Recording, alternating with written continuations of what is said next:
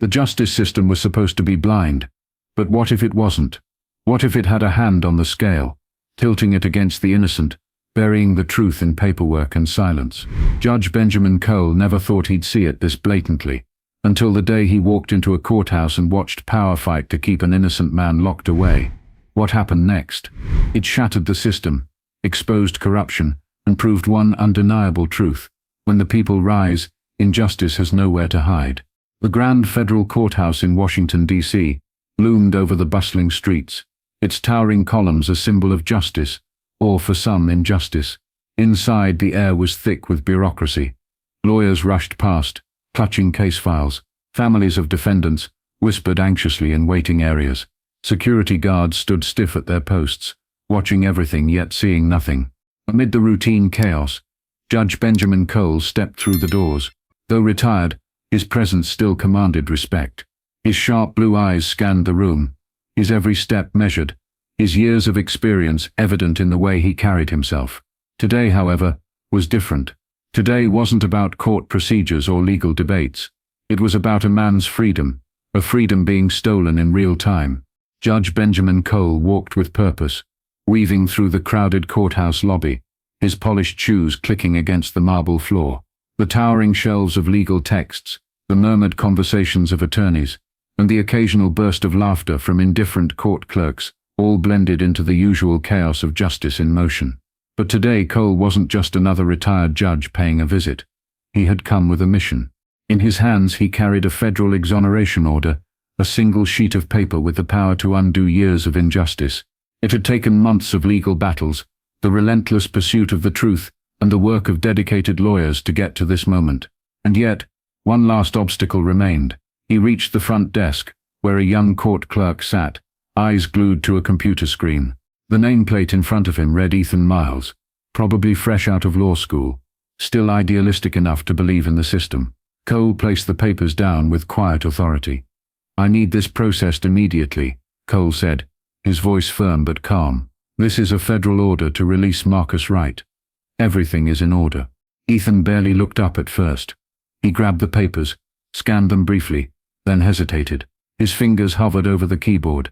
The slight crease in his forehead, the glance toward his supervisor, it was subtle, but Cole had seen it 1,000 times before. The hesitation. "Sir," Ethan said slowly, I need to check something."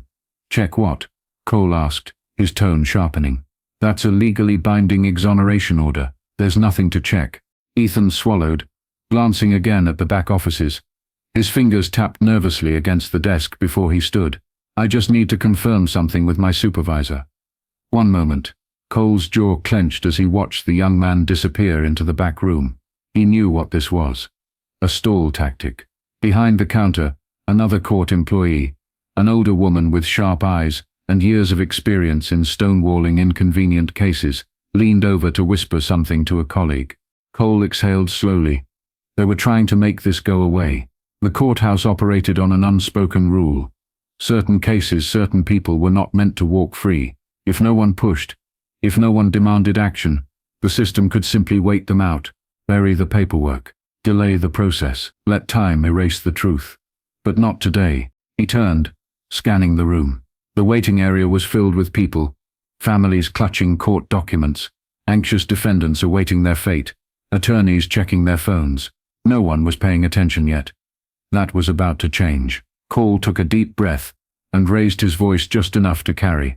"There is no delay written in the law," he said clearly, making sure the words cut through the low hum of conversation. "And there is no supervisor override for justice." A few heads turned. A defense attorney, leaning against a column, glanced over. A young woman scrolling on her phone looked up. Then the door to the back office creaked open. A man emerged, mid-50s, neatly pressed suit, a practiced, bureaucratic smile that didn't reach his eyes. "Robert Langston, the courthouse operations manager." "Judge Cole," Langston said, his voice smooth as glass. "I hear there's some confusion about a case." "No confusion," Cole replied. "Marcus Wright has been exonerated.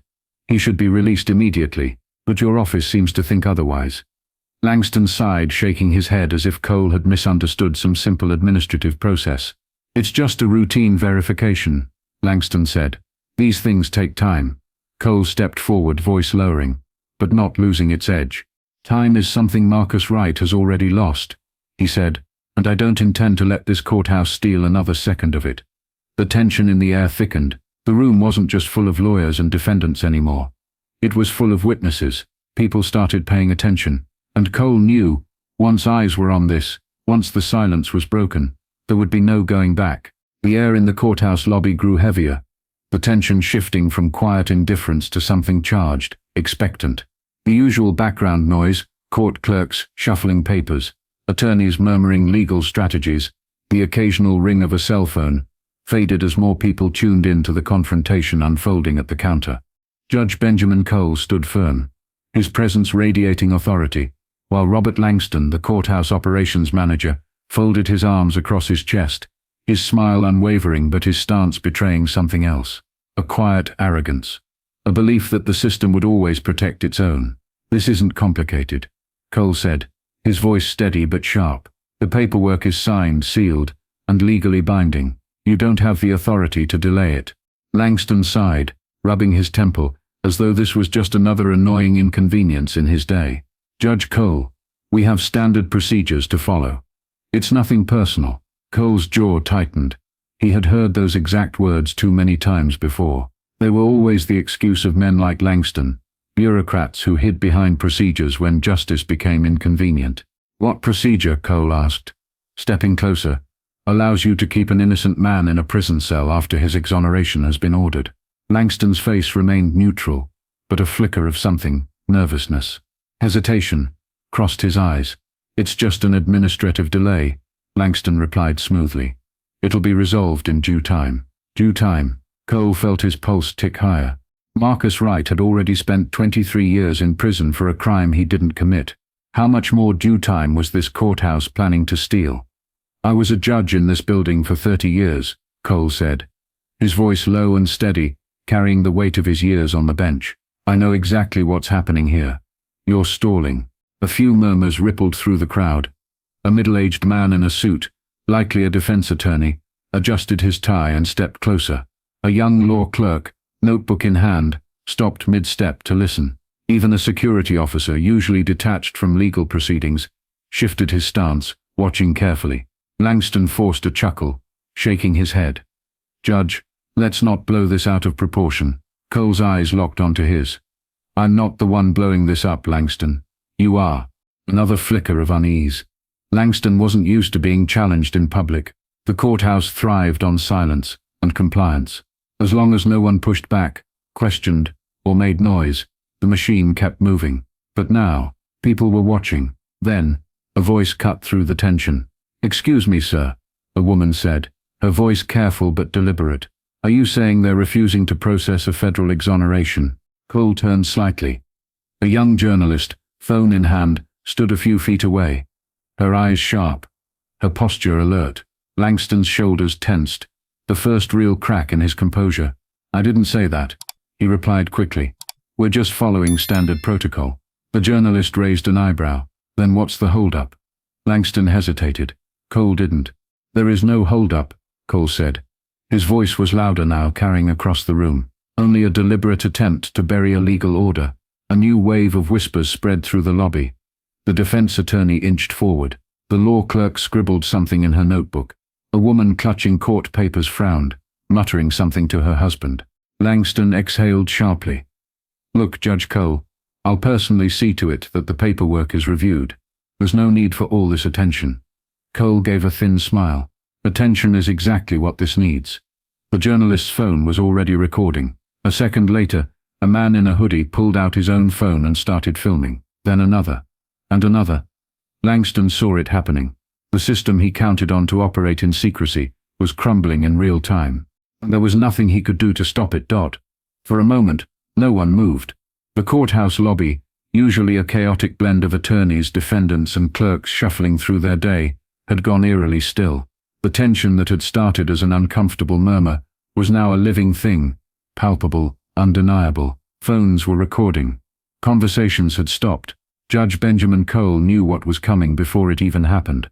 The double doors to the courthouse offices swung open sharply, the sound echoing through the high-ceilinged lobby. The man who emerged was tall, lean, and dangerous, in a way only powerful bureaucrats could be. Alexander Reed, the courthouse administrator, the real gatekeeper. Cole had spent decades watching men like Reed manipulate the system from behind the scenes, ensuring that justice bent only for those with money, power, and connections. If Langston had been a bureaucratic hurdle, Reed was the wall built to keep men like Marcus Wright inside. Reed adjusted the cuffs of his crisp navy suit, his expression unreadable. He walked slowly, deliberately, scanning the room before locking eyes with Cole. "Judge Cole," Reed said, his voice smooth, practiced. "I hear there's a misunderstanding about an exoneration order." Cole didn't flinch. No misunderstanding. Just a courthouse choosing to ignore the law. Reed's lips pressed into a tight smile. "Now, Judge, that's a bold accusation." Cole took a step forward, unshaken. "Not an accusation.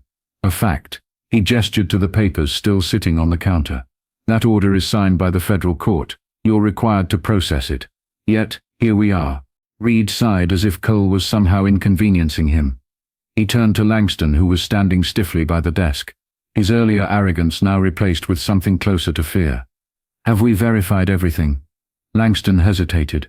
"We're still in the process." "Wrong answer," Cole interrupted. "It was verified before it even hit your desk. The only reason Marcus Wright isn't walking out of this building is because you don't want him to." A ripple of reaction spread through the crowd. The journalist holding her phone zoomed in. The defense attorney folded his arms, listening closely. A woman in a denim jacket muttered, "This ain't right." Reed's jaw tightened. His eyes flicked toward the growing crowd, realizing, too late, that this was no longer a quiet act of obstruction.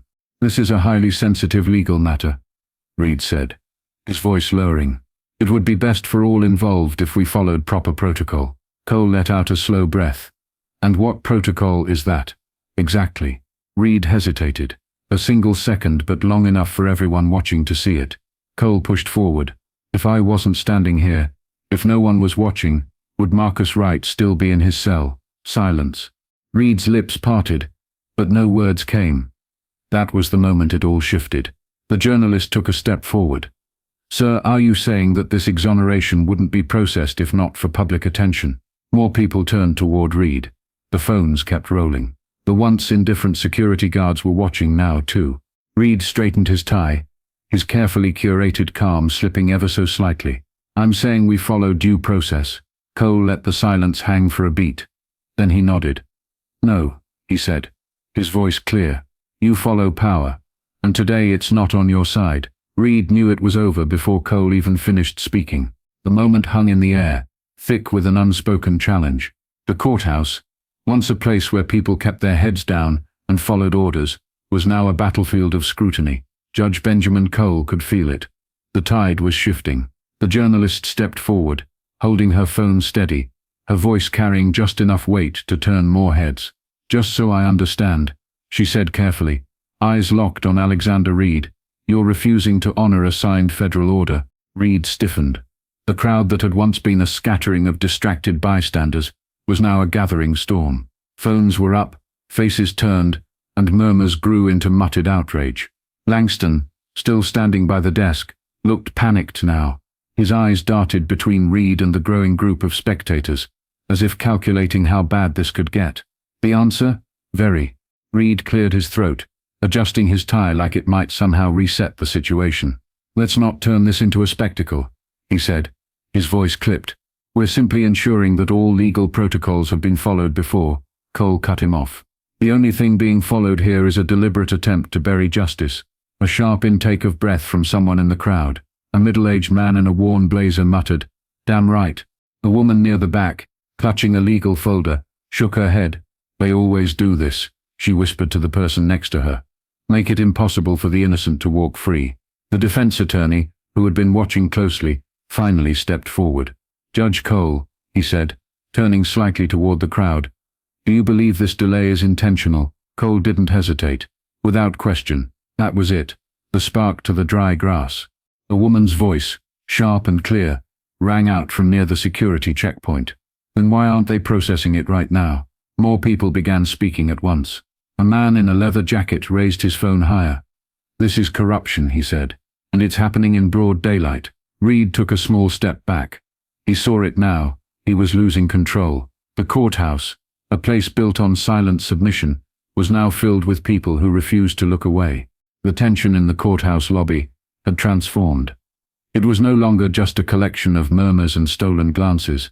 It was outrage, thick and electric, pressing against the walls of the very institution that had long thrived on silent compliance. Judge Benjamin Cole watched as Alexander Reed hesitated, his carefully constructed mask of authority beginning to crack. The administrator's posture was still rigid, but his eyes betrayed him, darting from face to face, taking in the phones still recording, the glares from attorneys and bystanders, the way people weren't afraid anymore. Then, Reed's phone buzzed. He hesitated for half a second before answering. Yes? His voice, once smooth and unshakable, had a new edge, tight, uncertain. He listened for a beat, then another, his face drained of color. Judge Cole didn't need to hear the words. He had been in too many courtrooms, had seen too many men caught in their own lies, to not recognize what was happening. The courthouse had lost control of the story. Across the room, the journalist's phone screen flashed with new notifications. She read something, then looked up sharply.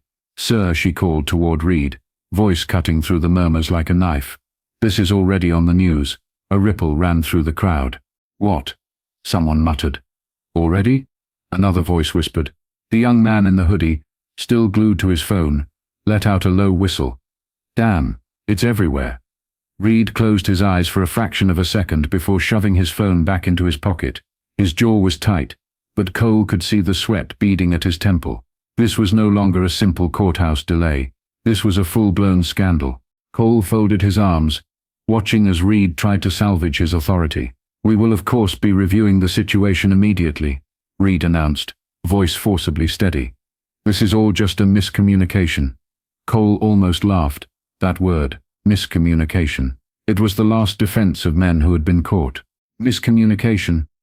The defense attorney who had been watching the whole ordeal took a step forward, incredulous.